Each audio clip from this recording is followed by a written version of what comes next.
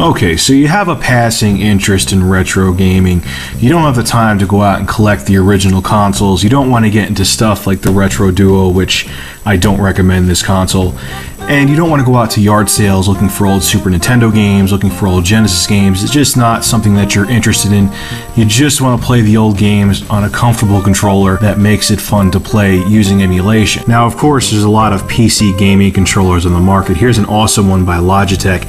It's actually the spitting image of the PlayStation 2 controller. You have your two trigger buttons up on top, dual analog sticks. It's actually a little bit more comfortable than the PlayStation 2 controller. I actually really recommend this if you're into PC gaming.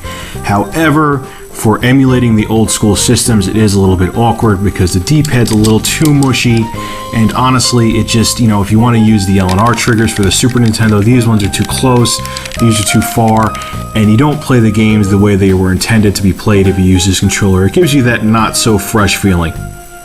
That was totally the wrong thing to say. Now, of course, the concept is nothing new. They've had PC gaming controllers in the past that emulated the old consoles. You would see USB Sega Genesis controllers or Super Nintendo controllers, so on and so forth. And they would be abominations like this Retro Duo. Now, granted, this isn't for a computer, but this is probably the worst controller ever made, even next to the Atari 5200. Like, this thing is so bad. Well, honestly, okay. It's not that bad. The L&R triggers are fine. These buttons are okay. Even the select and start are okay. They're actually rubber, which is surprising. But this D-pad is the D-pad of death. It cuts into your fingers. It's mushy. It gets stuck. It almost feels like they have like maple syrup in there.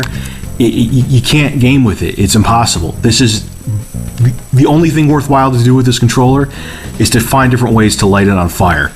Avoid this thing at all costs. Okay, so at this point you're frustrated. All you want to do is play Super Mario on your damn computer while you're on break at work. Nothing special, right?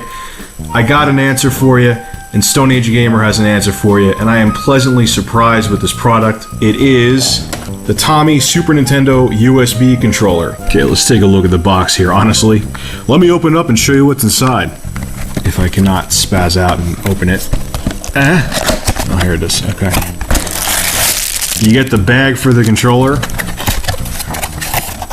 and nothing else, that's it. But that's okay though, honestly, you don't need anything else. You don't need a driver CD, you don't need anything.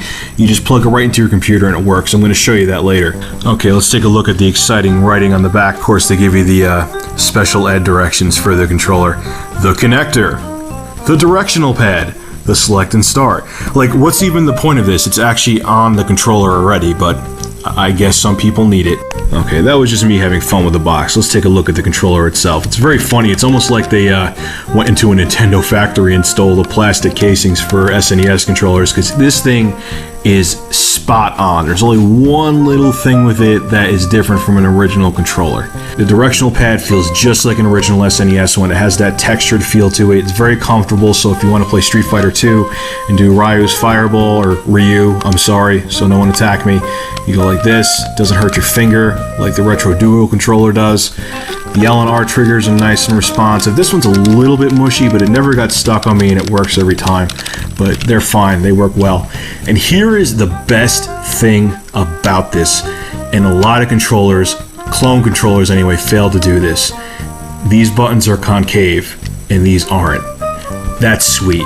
So you could tell just by, feeling them which button you're pressing. I mean, it's not a big deal, you would think, but it actually is, and it makes the controller feel a lot more authentic and a lot more comfortable. Like, they just nailed everything on this. The only thing they didn't nail is that these are plastic, not rubber. But who cares? Okay, you get to see my birds real quick. What I'm doing, I'm actually down in my kitchen. This is my kitchen computer. I'm going to take the USB of this controller and show you how easy it is to install this controller. It really is. You plug it in and play. Like, it literally works like that. It won't crash your system like everything else on Windows. Ooh, a Windows jab right there. Uh-oh. Anyway, so you take it. Yep. One-handed doesn't really work too well. You plug it in. Your computer will make that bass little twang if you have Windows Vista. It's installing the drivers and was already installed successfully. It literally took 15 seconds to do that. Now, just to prove to you this thing is a very legit clone controller, if that's even legally possible, I have a licensed Nintendo controller right here. This is actually made by Nintendo, or they got a really, really good company to make them for them. I'm going to compare the two of them and show you how well this one was made. I mean, let's take a look side by side if we can right here. The directional pads in both of them feel exactly the same. And it's funny, now the original Super Nintendo controller, I got this aftermarket even though it's an officially licensed controller. These have the plastic buttons too.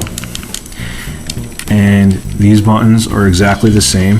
You know what's funny is that the Tomee USB controller looks more like a real Super Nintendo controller than the real Super Nintendo controller. That's just wrong in so many ways. My final verdict on the Tomee USB Super Nintendo controller is that it is an awesome buy. It's $14.99 US. I mean, I've played this with Super Castlevania 4, Super Mario World, Street Fighter Alpha 2, and it holds up just as well as a real Super Nintendo controller. I've also tried it with MAME. I've tried it with a Sega Genesis emulator.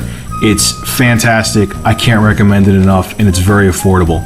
Anyway, this is Rich of Review Tech USA. For more gaming and technology reviews, go to reviewtechusa.com. Thanks for watching.